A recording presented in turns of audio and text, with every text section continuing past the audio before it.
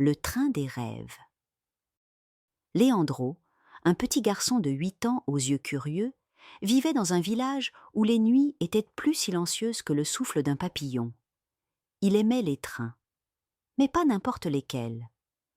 Ceux qu'il dessinait dans ses cahiers avaient des ailes, des roues, de lune, et traversaient des forêts de bonbons ou des nuages en barbe à papa.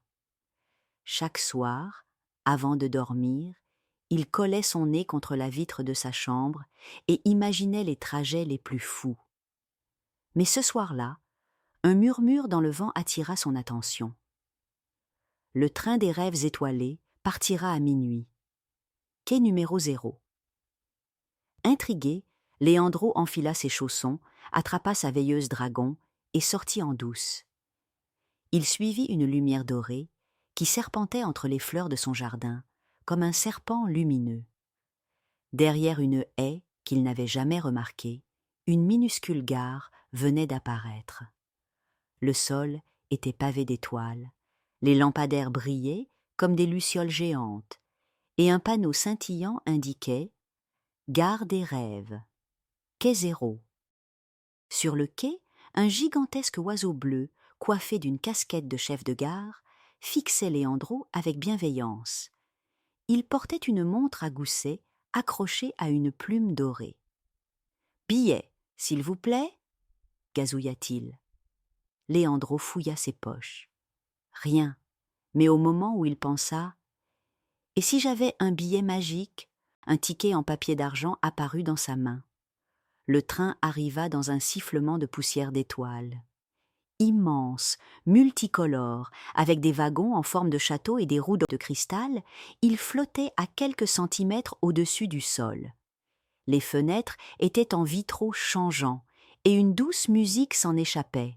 « Montez vite, jeunes rêveurs, le voyage commence, et les merveilles n'attendent pas. » Le train s'élança dans le ciel nocturne, traversant des galaxies de papillons fluorescents.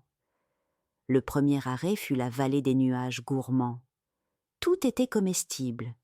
Les montagnes étaient des glaces à la vanille, les rivières du jus de framboise, et les nuages, de moelleuses barbes, à papa. Des enfants s'y balançaient comme sur des hamacs, pendant que d'autres faisaient du trampoline sur des flancs caramels. Mais Léandro aperçut une fillette aux tresses mauves, assise seule sur un biscuit géant. Elle semblait triste. « Pourquoi tu ne joues pas ?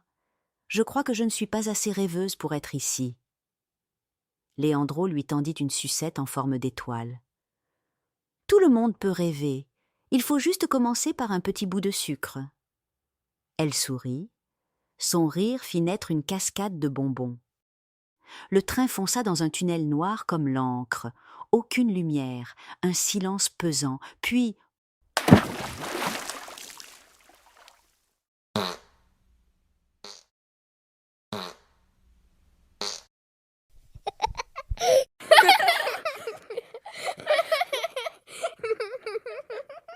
des bruits de paix, de farces, de grimaces. Les parois du tunnel se mirent à briller de tous les rires oubliés du monde. Des visages d'enfants apparurent sur les murs. Chacun riait aux larmes.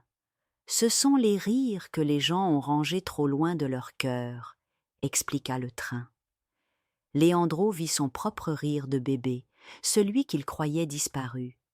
Il le suivit, courant entre les fous rires, comme dans un champ d'étoiles.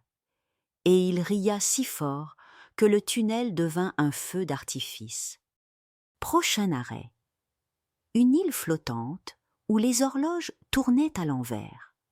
Le matin était le soir, les déjeuners commençaient par le dessert, et les gens marchaient parfois sur les mains pour revenir en arrière. Là, une petite créature à lunettes rondes pleurait devant une horloge détraquée. « Je n'arrive plus à savoir quand il faut dormir. Et si tu t'écoutais ? Peut-être que c'est le moment parfait pour rêver. » Elle se laissa tomber dans un coussin de mousse et ferma les yeux. Autour d'elle, les horloges s'immobilisèrent un instant. Le temps n'avait plus d'emprise sur les rêveurs. Le ciel se couvrit de nuages sombres.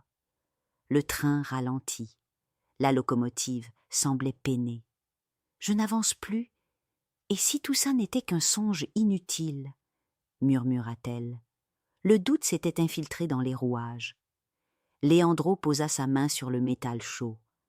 Sans les rêves, on ne construit rien. Ce sont eux qui montrent le chemin. Je vais t'en prêter un.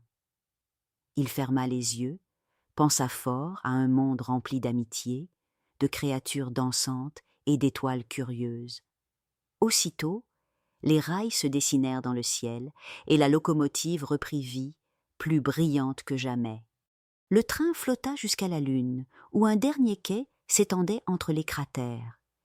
Des papillons-lanternes guidaient les enfants vers des bulles douces et brillantes. Chacun y entrait pour rejoindre son rêve de la nuit. Une mer en guimauve, un cirque de licornes, une bibliothèque infinie. Le chef de gare tendit à Léandro une plume d'argent. Elle brillera chaque fois que tu aideras quelqu'un à croire en ses rêves. Léandro monta dans sa bulle et ferma les yeux. Il volait vers un monde qui n'existe que pour ceux qui osent y croire. Au matin, Léandro ouvrit les yeux dans son lit. Le soleil chatouillait ses rideaux. Avait-il rêvé? Mais sur son oreiller, une plume d'argent brillait doucement. Il sourit. Et ce soir-là, il raconta l'histoire à sa petite sœur. Et à chaque enfant qui écoute bien, une plume naît sur leur oreiller aussi. Les rêves sont des trains qui n'attendent que toi. Il suffit d'y croire, d'ouvrir ton cœur et de monter à bord. Bonne nuit, mes petits rêveurs.